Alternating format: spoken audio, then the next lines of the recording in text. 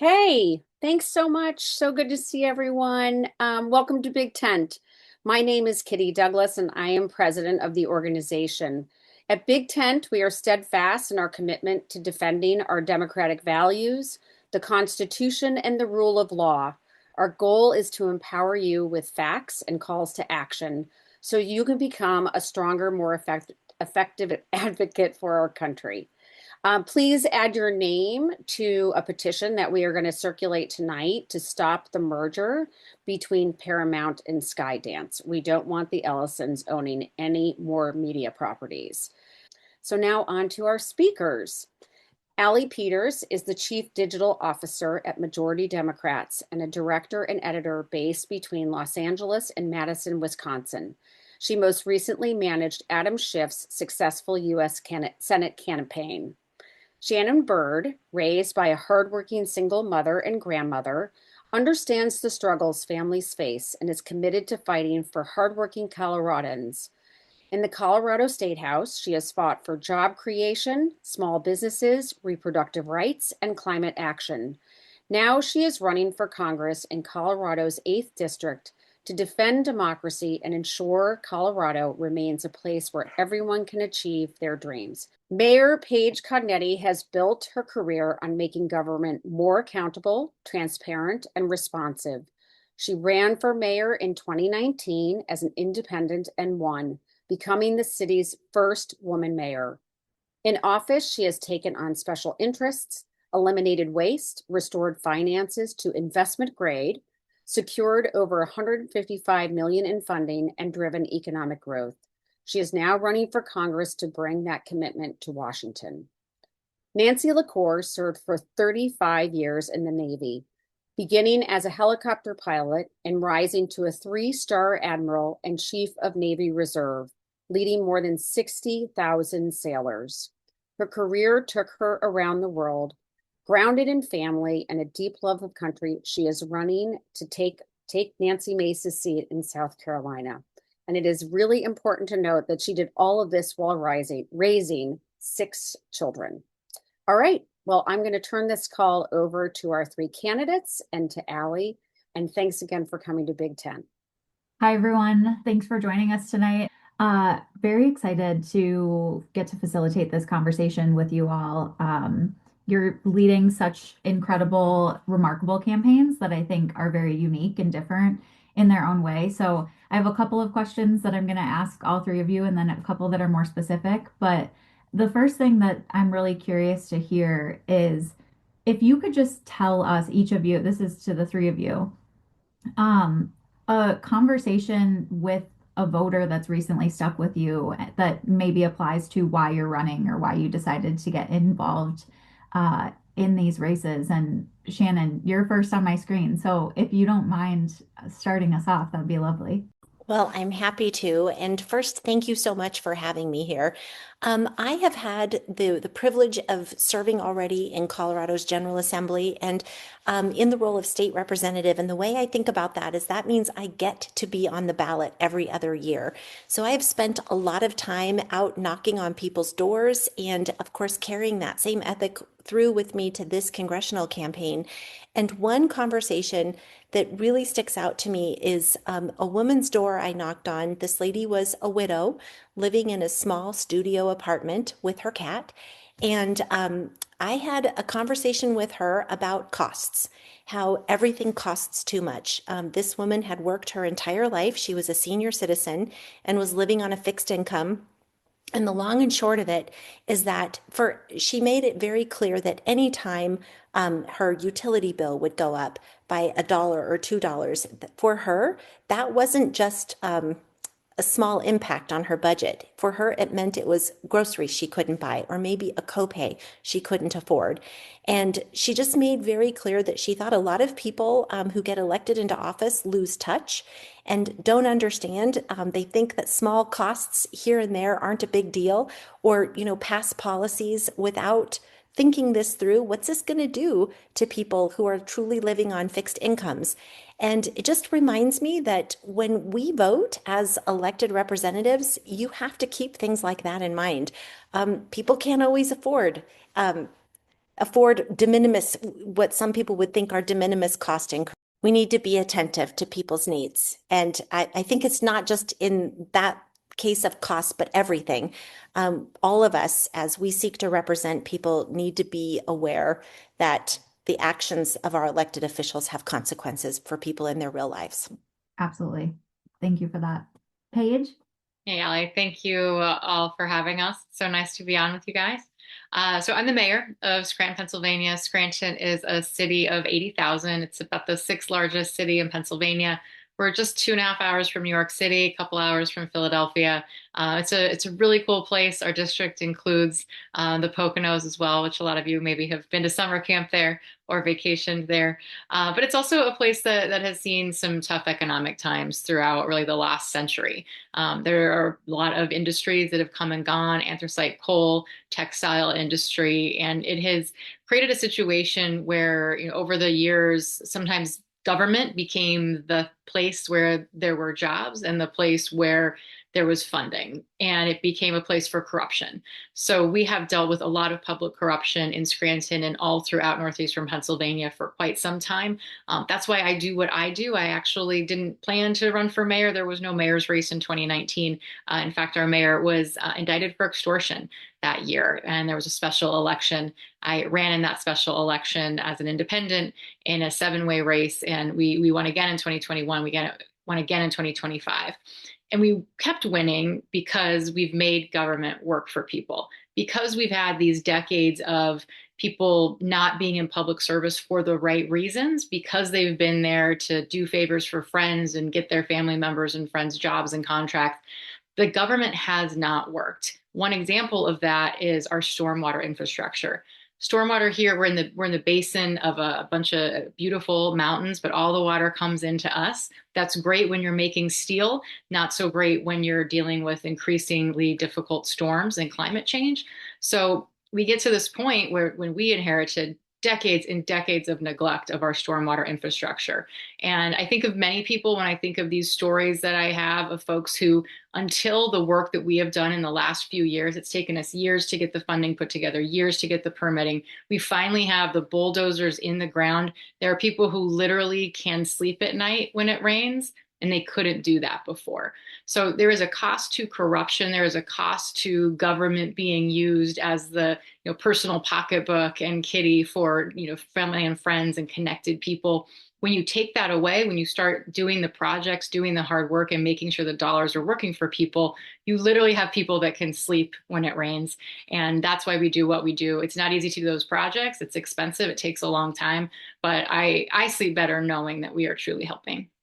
That's incredible. And Scranton, famously known as the location of The Office, which is my favorite. We have an Office 5K Saturday, May 2nd. So everybody come on over to Scranton. It's a really good time. Incredible. Nancy, I'll turn it over to you. Great. Well, thanks, Allie. I'm 12 weeks into my campaign, so it's all pretty new to me still. I think, and when I think about the different conversations I've had on the 12 weeks that I've been running, one does stick out in particular. And before I tell about this conversation, I think it's important to understand that South Carolina is the #1 state in the country for inbound migration. So more and more people are coming to this area, and for the most part, they are coming to the first district along the coast, which is the district I'm running for. So housing is a huge concern here, in particular workforce type housing that people who are working in our hospitality industries and working in our communities, housing that they can afford. And that is a severe shortage here. And so early on, I did have a conversation with a local realtor, really just trying to talk about, the challenges that she sees in the area related to that. And she stopped me in my tracks, honestly, when she said to me, she goes, "Do you know the average age of a first-time home buyer is 41?" And I kind of was like, it gave me great pause because as a parent, you really are making some assumptions that your children will always have more opportunity than you had at their age. And I have 6 children, as we heard earlier, and 4 out in the workforce. And they're not homeowners, and I don't think they'll be a homeowner anytime soon. And when I heard that, it kind of just really grounded that as, well, this is reality. This isn't just something that I'm kind of worried about as a parent. This is the reality. That's incredibly true. And I think one through line that's striking me between all of the different conversations that you three have had with these various voters and people in your communities that you're going to be representing, knock on wood, if everything goes right and the wind is at our backs and we're able to, take the house back this year, I'm curious, what tangibly do you feel like is able to change in people's lives if we're able to win some of these seats, the seats that you're representing? And, Shannon, you mentioned some of these costs may not seem like a big cost, but they really are make or break for a lot of people on a month to month basis, right? And, you know, between buying a home or Paige being able to trust government again. Like all of these things are so interconnected. And I'm curious to hear from you guys, all three of you, is how do we rebuild that trust in government and what do we think we can change in people's lives so that we can rebuild that trust? And maybe Paige, I'll have you start first if you don't mind. Yeah, sure. It's tough, right? You have to you can't just do it overnight. So we came in January of 2020. We got to work to try to rebuild our finances in the city, rebuild trust in government. COVID hit 10 weeks into our tenure, which actually, when looking at the silver linings, really helped accelerate a lot of what we needed to do, which was communicate, even over communicate. At first, in that first 6 months, I did a Tuesday and Friday live Facebook town halls to answer questions as best I could with the information I had in an environment where there was so little. So where there had been no communication with our local government before, we were already standing that up. But when COVID hit, we were able to really, really accelerate, always be answering the phone when the press called, always be communicating with residents, standing up our 311 system, standing up that social media. It was so important to us that we did that. COVID really did help us accelerate the processes and the technology overlays to help people be able to utilize city services 24/7. So there's so much of what we need to do at the federal level that a lot of great mayors are doing at the local level, right? It's constituent services, it's answering the darn phone, right? It's saying, my office can't help you, but I know who can, and I'm going to connect you to them. There's a lot of that gets lost, I think, right now because of the lack of trust and maybe there's just a lack of an ability and the right folks in some of these offices. But if you have great constituent services, if you show people that you care, no matter who they are, it can't be that they're searching for the mayor's phone. They need to be able to access the city or the federal government, your office as Congress, no matter who they are, they should be able to get answers and get connected to support, no matter who they know, where they're come from, what their income level is. If we can build that up, we can do a lot better. And Shannon, you mentioned the utility costs. That is a huge issue here. I feel like I'm in front of a utilities commission hearing every month, and I almost am. Utility rates are out of control. That's a great example of fighting back as a community, fighting back with government leaders, putting pressure on these companies who we can see what their dividends look like. We can see how their shareholders are doing. They're literally making money on the backs of people who are showering less and even flushing the toilet less frequently because they can't afford the water bill. So there are things that we can do. We have to show that we're willing to fight. And I know that the folks on this call and so many other great congressional candidates right now are willing to do that. That's incredibly true. And one of my very first boyfriends actually was constituent services in a Senate office. And they are the unsung heroes. It is a hard job, but just something as simple as being able to answer a phone. I mean, it seems crazy, but when you call customer service and you get run through the AI machine and all of this stuff, and you think about some of these people who are trying to contact someone and they're just looking for help, just being the person on the other side of the phone to say, exactly what you said. Even if I don't have the answer for you, I know where to send you. Is so important that they feel like they can reach us if they need to. Nancy, I would love to hear from you on this question. Yeah, so I totally agree with everything Paige said. And I think it starts really with putting forward candidates who represent a lot of the values that we feel are missing right now in our government. Things like integrity and transparency and honesty. And I think that goes a long way. People do, like in this district, are energized when I go out and talk to them because they understand what I'm bringing to the table with 35 years of leadership in the military, one of the few trusted institutions in our government, at least until until maybe recently. So I think having candidates like us, I think that are out here full of integrity and willing to do the hard work and be transparent and be accessible. This district has felt burned by the current representative, Nancy Mace, who has really just not focused and not been accessible at all to the district here. And that's something I hear over and over again. And so I think for me, I don't have any political experience, but I have run very large organization. And I kind of talk about how I ran it, which is just like Paige was talking about. It was, and every email was answered within 24 hours. The phone was manned the whole time. Nobody, we didn't all go to lunch together. Somebody had to answer the phone during lunchtime, and just treating people with respect I think goes a long way, and acknowledging, you may not have the answer they want to hear, but at least giving them the decency of a reply goes a long way, and people respect that. Absolutely. And I mean, I've gotten to see a lot of the different content and stuff coming out of your campaign. And I think the fact that you come from outside of the political space per se is honestly what makes your candidacy all the more compelling. I feel like people are really just relate to your story, which I love. And I will get more into it in a minute because I do have questions for you on that. Shannon, what about you? Um, I think there's so much work that needs to be done right now. People feel such a distrust and lack of confidence in government. And this was mentioned before, but a lot of that happens when you don't get communication from your elected representative. This is something that I just know from experience. People need to hear from you.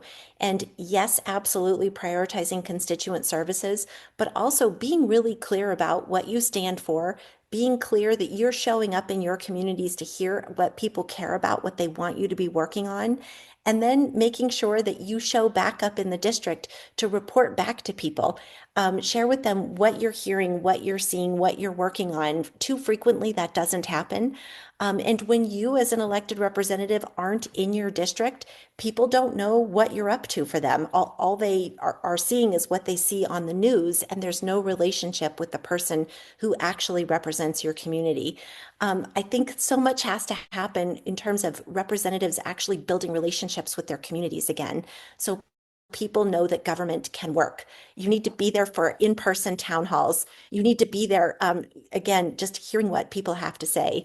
So some of the immediate things that I hope will happen, not only if we are able to retake the majority, not only bringing costs down, if we can stabilize our interest rate environment so that if people are trying to buy that first home, they have a reasonable mortgage interest rate. I was just talking to a friend of mine right now who's a realtor and said that the variability in interest rates, just the most recent increase that we saw, is increasing people's monthly mortgage payments by between $300 and $400 a month here in Colorado. And that prices people out. That's a direct cost. What we're seeing in the Middle East with the president's war in Iran, that is directly increasing people's cost of gas every day. And in the community I'm working to represent, we have farmers who now have diesel costs going through the roof. They can't afford fertilizer. So these are all points that need to be addressed. If you have a Congress fighting for the people in their districts, these would be problems number one that we would be attacking. Also, making sure people can afford and have access to health insurance and health care. Settling people's minds, renewing those Affordable Care Act subsidies so that people can afford to purchase their insurance on the health exchange again, and stabilizing Medicaid so that people can get to the doctor, those who are most vulnerable in our communities, and have that access. These are top of mind things. And of course, there are many other big challenges that our country faced even before Donald Trump was elected to the presidency, but at least restoring confidence in government and renewing and restoring elected officials' relationship rather with the people they represent, so people know they have a government that works for them first. Absolutely agree with that. And, it's interesting because one thing I talked to I've worked with a variety of different candidates now at this point. And when you go out and you have these conversations with people one-on-one and you put yourself in front of them, it's funny to me to see so many of these Republicans refusing to do town halls, because what I have found, especially in a lot of these swing districts and swing states, voters just want to hear it from you straight. They understand. They are smart enough to understand that we are not going to agree on 100% of things. They want you to just be honest with them and know that you're out trying to do the job, and they will meet you halfway on that and at least hear you out. I've found that more than anything is the most important. So I want to ask a few of you questions individually as well, and then still have time at the end for questions. But uh, Nancy, if you don't mind starting with you, you went through this incredibly public moment a few months ago before leading to your run. And I would love for you to just tell us all a little bit about that experience and, how that kind of clarified for you the type of leader that you want to be and how that led to this race. Yeah, thank you. It's a tough moment to talk about. I'll be honest. It was, a very abrupt end to a career that I absolutely loved. Um, on the bright side, if there is one, it afforded me an opportunity that I'm taking advantage of right now that I did not think I would have, be doing this, but I should have been in uniform for 3 more years. So now I'm going to serve in a different way. And that's really, I think, what it's kind of shown me is that there are other ways to serve our country, even though the one I love the most is not available to me anymore. And really kind of taught me that, in the military, you go into a room, there's a title, there's a uniform, there's rank, there's positions, and all that matters. And there's a lot of other stuff that matters too, right? And it's just having to reframe that in my mind that, now I'm just a citizen, right? And I'm just working hard along with all the other citizens in my district to make life as good as we can here. And I care about it. I care about this district. I care about the future for my children. And I really need to, I just did not feel like I could sit on the sidelines after what happened to me personally and what I see happening just broadly across the entire country. Um, I want to be a part of the solution. And so that's why I've decided I'm running for Congress. I love that. That's awesome. And you, correct me if I'm wrong, you have a son who's also serving in the Marines right I now. do. Yeah. I have a son on active duty in the Marine Corps and a daughter who's a police officer too. And so, yep, lots of That's service in our family. incredible. That's incredible. We have talked a lot about corruption. And Paige, you have one of my favorite nicknames, I think, in the political sphere. For those on this call who don't know, Paige's moniker is Paige Against the Machine. And how did you get that nickname? Tell us about, I mean, we've heard a little bit about the corruption in the former mayor, but I'm curious. Yeah. So I explained some of the public corruption in this region, and I moved here permanently in 2016 to marry my husband, who's running around downstairs with my our little kids. And I was reading the paper, getting used to this place that we were going to start a family in, and I started reading about this corruption. I was reading about corruption on the school board here in Scranton, and in 2017 somebody resigned and I got an appointment to the school board. So spent a lot of time trying to reform the way they were doing business. We called in the Attorney General, who at the time was our now Governor Josh Shapiro. The Attorney General came in and looked, and there was in fact some criminal behavior that needed to be acted upon in the school district. And I actually ended up working for the Auditor General at the state level to look at waste and fraud and abuse of taxpayer funds across school districts in Pennsylvania. I was doing that in 2019 when, like I said, the mayor went to prison for extortion.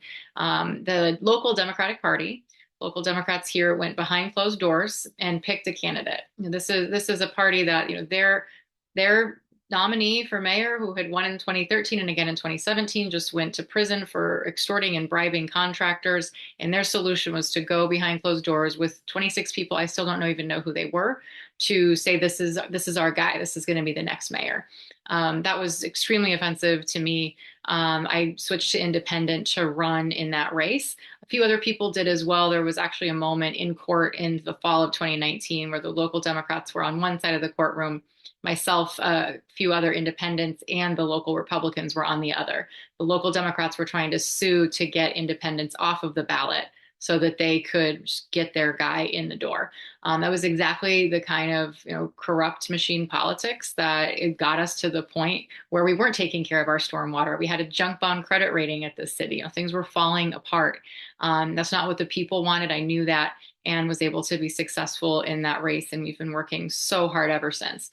But in 2019, folks started to say it was, Paige Against the Machine was was what I was doing. And that's the name has stuck. I mean, it's the same playbook that we're running now against Rob Bresnahan in Pennsylvania's 8th district.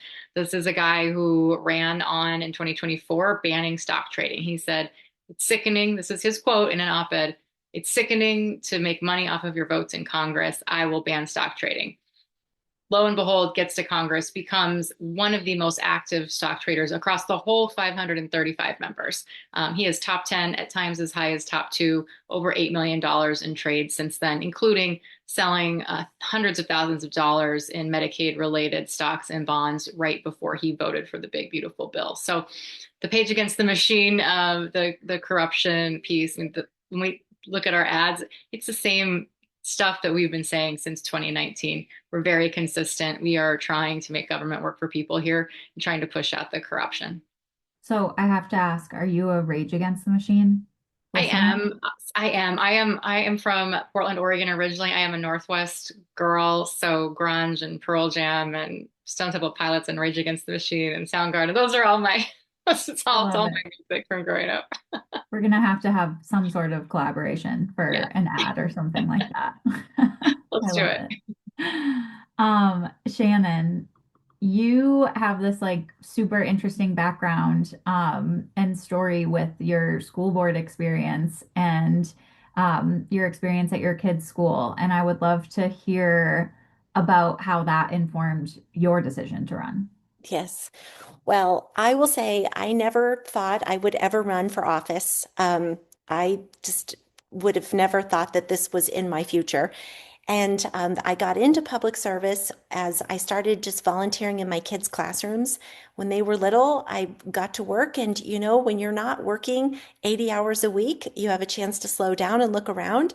I saw that a few things needed to be done as I was volunteering. In Colorado, we don't fund our schools particularly well. And we don't pay our teachers well. And I noticed that. I noticed that teachers were using their own money to make sure kids had breakfast in the morning, to make sure kids, if they needed it, were sent home with fruit or some snacks. I saw that kids didn't always have relevant materials to learn from. And, if we're trying to make sure that every kid has access to a high quality education, we needed to do better. And I got involved with an organization that took parents to the state capitol, because that's, where the funding actually happens, and go, lobby your state representative to come and tell them to fully fund our schools. So I remember going and doing that. And with my clipboard, I had my talking points and I was terrified, but I was going to go do this. It was for the children. And so went and started having these conversations with any state rep that would come out and talk to me. And what was so shocking to me was how many people came out and said, "Oh, I'm so sorry. My hands are tied. There's nothing we can do. If we fund your schools the way you're talking about, we're going to have to cut all of these other things and we're not going to be able to get this done."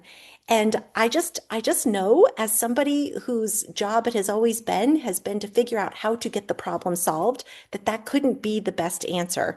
So I did take that. It was a seed planted, and to make a long story short, I did wind up running for Colorado State General Assembly, and wound up serving on our state's budget committee as the chair and the vice chair. And during that time, I wrote the budget and carried legislation to fully fund Colorado's public schools for the first time in 15 years.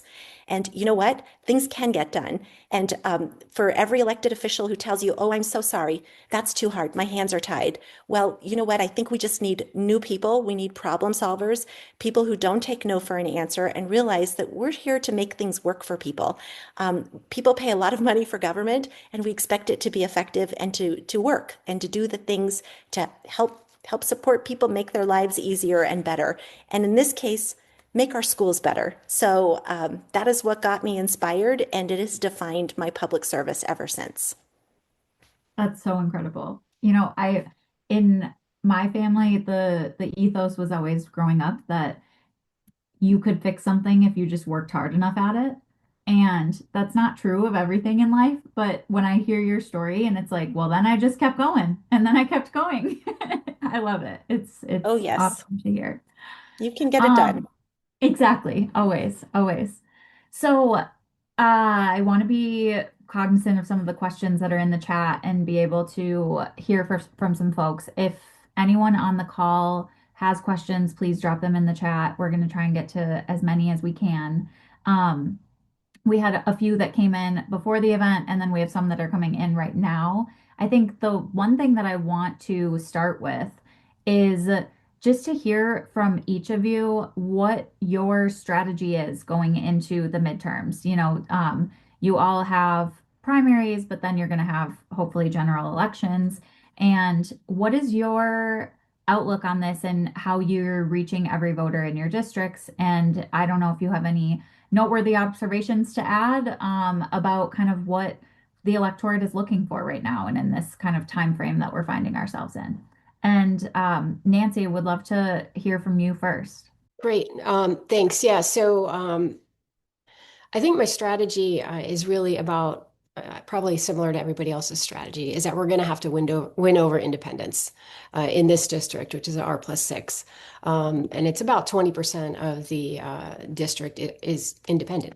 So, or at least declared independent. We don't actually register to a party at all down here. So it's hard to keep track of that number, but that's a good estimate. Um, and, there are independents and Republicans are in almost every room I go into right now because they're curious, because they want something different than what they have. And I take that as a very good sign, is that they want to hear like about what their options are, and they're not just willing to, go with the party line necessarily. They're looking for who the right person is. And that's encouraging, because that is the only way really to win this district, is to win over independents and probably some Republicans as well. And, my background, I think, is really particularly helpful in that regard. We have a very, very large military as well as veteran population here in this state. And some of them are, I'm sure, Republicans and independents. And but there's a tie and a connection and an understanding among people who have served. And I think that gets you in the door and gets you, the conversations that need to be had. So that's kind of it. And then I think as far as like what people are looking for in this district, they're just looking for representation. They are just fed up with Nancy Mace not being accessible to them, not doing anything for them, and really just being focused on herself and what's next and headlines.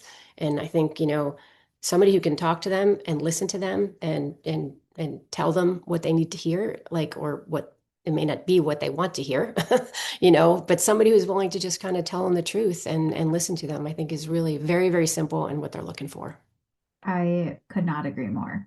I grew up in Wisconsin, and I think the most recent numbers are something like 30% of our state are registered independents. And it's funny, some of my friends on the East Coast and West Coast are like, oh, how do you talk to your Republican grandpa about that and still get along? And I'm like, that's how it is. You learn that stuff growing up, and these are the kind of conversations we have to have if we're going to come out of this. So, um, Paige, Yeah. I'll turn it over to you. No, I'm happy to follow Nancy on that. I mean, when I think about the next phase of how we have conversations in our country, of how we get out of what has been a really tough time politically, and we are so polarized. But I saw somebody talk about data centers in the questions. When I go into these auditoriums, when there is a data center proposed in a community that is being proposed right on top of the schools and the neighborhoods and the businesses, I see a room that has left all of their politics and political affiliation at the door. You don't see the hats, you don't see the t-shirts, you don't see anybody carrying on their sleeve what their political stripes may be. It is just about community. It is just about fighting for each other and quality of life and their, value of their homes, the value of what they want to leave to their children. It is not political. And so while the data center issue is also tough and not something that is going to end anytime soon, there's a lot I could say about that, but we'll get to that maybe later. That those rooms are nonpartisan, cross-partisan, however you want to say it. It is just people fighting for each other. And that gives me hope that we can get beyond what has been this horrible confluence of, particular figures in our politics that have been divisive, of social media and algorithms, just swarming around us in such an accelerated pace in the last few years. But on the other side of it, when there's something where people are fighting together, we can get past that. We can be in those rooms fighting for each other without politics darkening it. So I have hope that, like Nancy said, it's not about politics and it's not about political affiliation. It's about fighting for each other, and people are looking for that fighter in their representative. They certainly haven't had it in your district, Nancy. They definitely don't have it in our district in northeastern Pennsylvania. Yeah, thank you for that. I think cross-partisan is definitely the theme right now. And Shannon, Colorado, notoriously a purple state. What about you? Yes. So the district that I'm running in, it is a Trump +2 district. So it's right there, right in the middle, expected to be swingy every year. But what I have found I've made over now, I think 120 stops throughout the district since I've launched my campaign. What I have heard overwhelmingly is people want somebody who shows up, somebody who listens to them and who just is authentically interested in what they care about and would like to go work for them, and represent them. It's not uncommon, not unlike what we've heard from both Paige and Nancy on the same call. There's just such an appetite for that. And my strategy is to go and talk to everybody and to build the broadest coalition possible.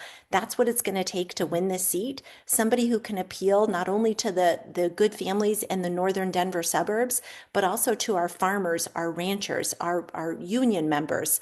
And I'm so pleased to be the only candidate in this race who is endorsed by both doctors and the political arms for our Rocky Mountain Farmers Union and our Corn Growers Association. I am showing that I am there for you. Democrats are here and excited to represent you and to go fight for what you care about. I have a track record of doing that, and I think that's instilling hope in people's hearts and minds again. Someone who's done this before, has that track record of hosting the town halls and community coffees and really wants to hear what people care about, and putting authentic curiosity about my neighbors' concerns first over a partisan agenda. That's the only way this country heals and moves forward. We have big problems, and we should be focused on actually solving problems. If that's where our focus is, I see us coming together and putting aside a lot of distractions that we've seen this current administration keep putting out there just to maintain a divided electorate. We will be in a position to rise above that and to show people there is a better way.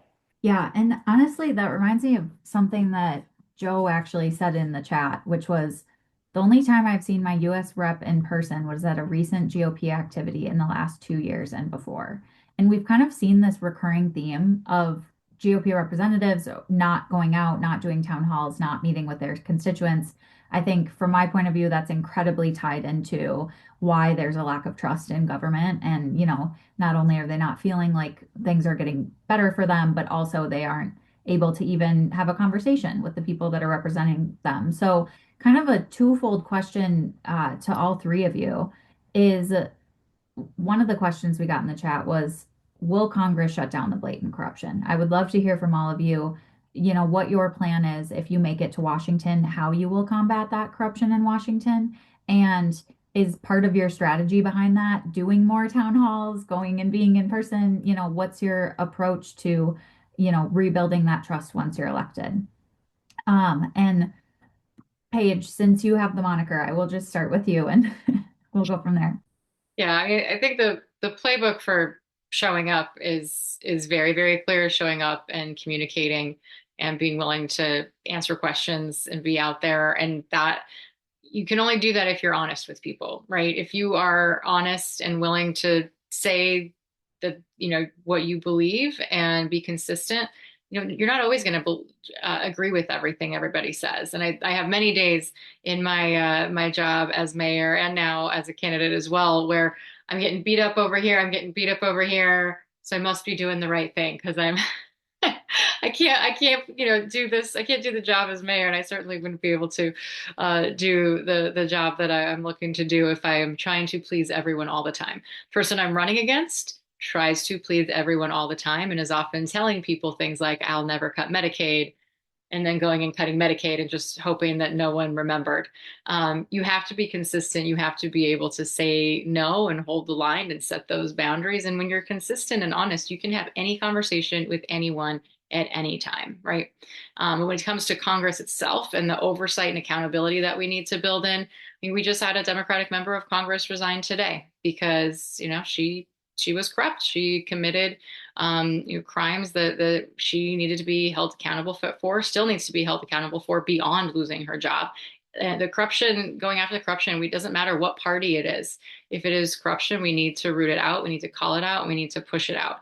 And I know that we have so many great people in Congress waiting for that critical mass. And we have so many great folks running for Congress in 2026 that can join those and make some real changes. There's a stock trading ban I'm always talking about, but it's also no budget, no pay. As a mayor, I can't just not pass a budget. We have to have some accountability built in so that these members of Congress can't just keep kicking the can down the road.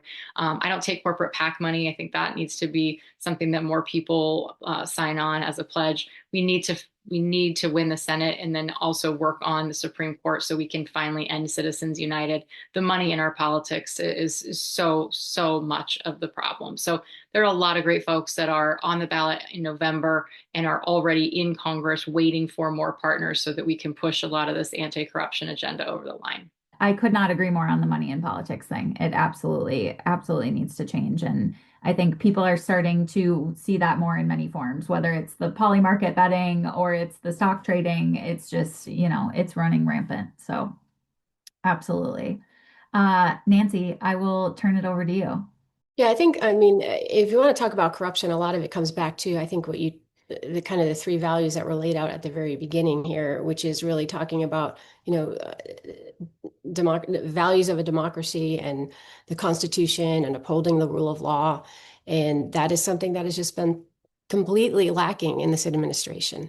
And getting back to just upholding the Constitution, that is something that will be first and foremost for me, because as you can imagine, that's what I spent 35 years of my life doing, defending the Constitution, and watching it be disregarded day after day by this administration is it's really hard to take, which again comes back to why I'm running and want to be part of the solution here. And I think that will go a long way if we just adhere to the Constitution and folks like us get into the House and we can force that oversight and the transparency and the accountability that we see missing on a regular basis. And people are eager for that. The campaign finance reform, I totally agree with Paige. Like that was an eye-opening to me as somebody who's never run for office, never made a political donation before in my life. And until now, all of a sudden I am a candidate. I was actually just shocked at the amount of money that goes into these races. And then you multiply that across how many races across the country and what our country could do with that money, if it wasn't involved, all tied up in these campaigns. So that would be a top priority for me, is to try to get this campaign finance under control. That's incredible. That's great to hear. Shannon, how about you? Yeah, so the same. We need to. I've signed on to the Unrig Washington Pledge, where we've got to ban corporate. We ban any member of Congress using insider information to personally gain financially. That can't be the case. That is one of the biggest reasons people don't have faith in their elected representatives, is they think that people run for office to go and enrich themselves before it is to ever serve the public. And that has to be done away with. Also, we right now, with our Congress and its current leadership, there is no accountability. Nobody is shining a spotlight on so much wrongdoing and personal enrichment that is happening. With a change in leadership, if Democrats are able to retake the majority in the U.S. House, that means we can fulfill Congress's real role to be a check on the other branch of government, specifically the executive branch, holding true hearings, true accountability hearings, shining a spotlight and holding agencies accountable, making sure they are honoring people's constitutional rights and following the rule of law, enforcing the rule of law, and not going rogue, which is too much of what we're seeing right now. So I'm very passionate about this. If we are going to restore people's faith in government and in America and in the rule of law, it starts with Congress fulfilling its responsibility, holding a president accountable, holding that executive branch accountable, and itself accountable as well. Yeah, absolutely. Absolutely agree with that. Um, so one thing that I usually ask people before when I'm interviewing them is a little unconventional, but I usually ask what's one thing that you think everyone needs to do in their life. However, I want to change it a little bit because I think it's super cool that the three of you are all mothers. And I imagine that that absolutely informs your campaign. And I'm curious, you're stepping up to lead. Nancy, we were talking about this a little bit in the green room beforehand. Like, this is hard. This is a hard job to do running. You are multiple hours a day. I've been on the staff side of it a couple times. It's challenging to have a family in that.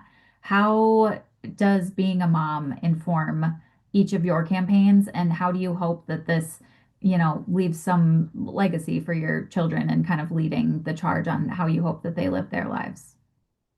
And Nancy, I'll start with you, if you don't mind. Yeah. Yeah, of course. Yeah, I'll tell you about like the transition, like as I was figuring out what to do with my life post being removed from my position by Pete Hegseth, before I officially got out of the Navy. I was just going through the motions of what every retired admiral or general might do. And I just wasn't feeling it, and the kids, I could tell my kids were concerned about me. Um, because it was a traumatic event for the entire family. When I finally kind of made the decision to go in the direction of running for Congress, and like I just got excited about it, and my kids could see that, and it really was reassuring, I think, to them. They're like, okay, mom's going to be fine. Like she's got her new thing, and she's excited about it. So that was a really big, point for me that my kids were behind me.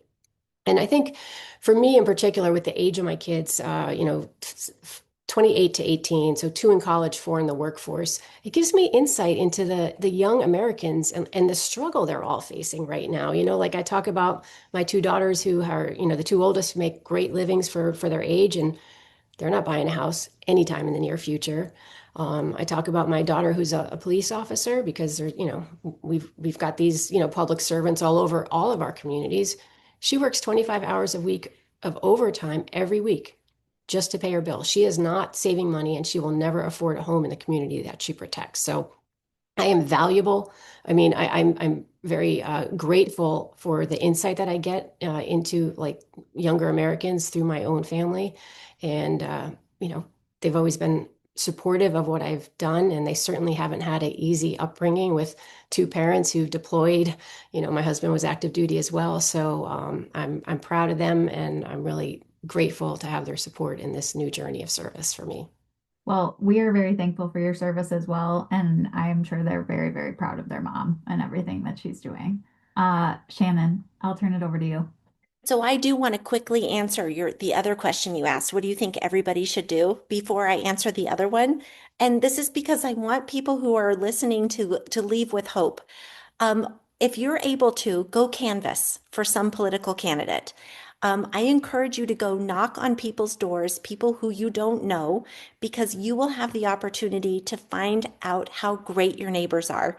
And even though we might not all share the same politics, people are not nearly as divided as what the media makes you think we are. Every time I have spent a day out canvassing, knocking on doors, I have had my faith in community restored. So I just want to offer that out to you. If you ever have that opportunity, even if it's just for an hour, go do it because you will come back feeling really great about your neighbors and your community. To your other question about having my kids being influential on my service and the way I lead, yes, 100%. I think that for the first time in a very long time, in generations, we are at a place in American history where our kids might grow up in a world, in an America that doesn't protect or offer the same rights and opportunities that we have had growing up. I have two young adult children, a son and a daughter, and I worry about their job prospects. I worry about whether America is going to be still that place where innovation is king and where people have that opportunity. I worry about women's freedom to choose when and whether to become a parent.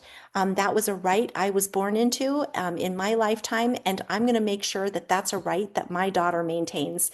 And all women, that has to be protected and preserved. And that lights me on fire. It lit me on fire for public service here at a state level. But we need desperately people who are motivated to protect people's opportunities in this country and our rights for our generations that follow us.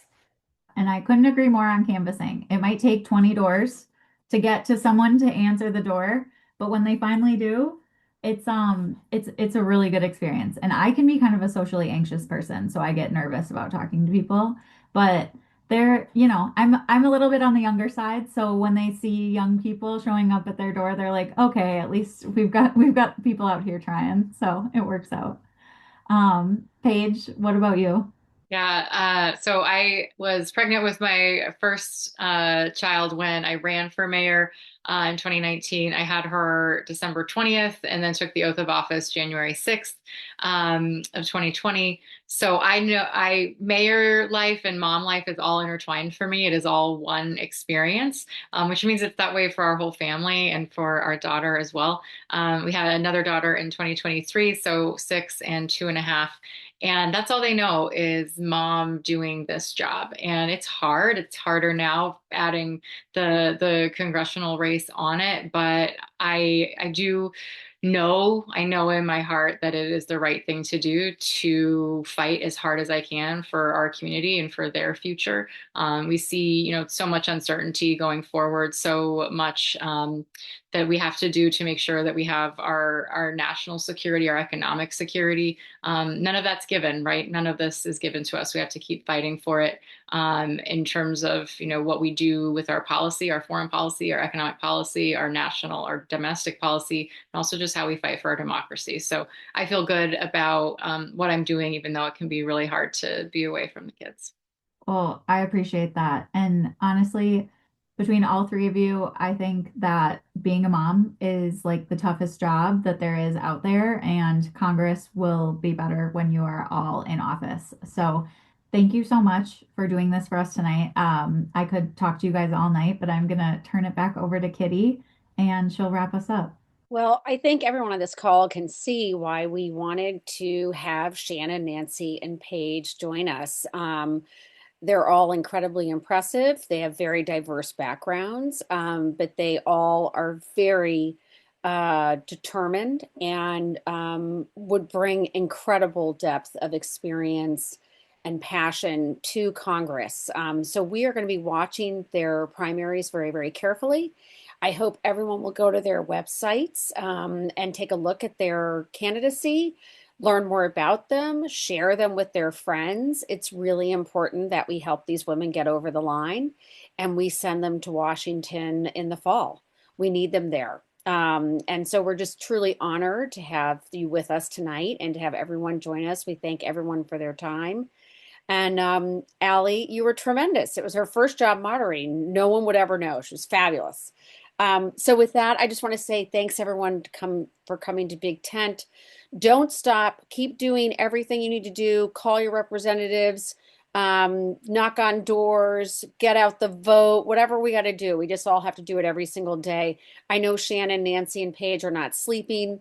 and they're just doing everything they can to make sure that they represent the people in their states and in their districts. And we thank everyone tonight for joining Big Tent USA. So Nancy, Shannon, Paige, good luck. We're with you, and we really appreciate you taking time out of your busy days, busy nights to join us. So good night, everybody.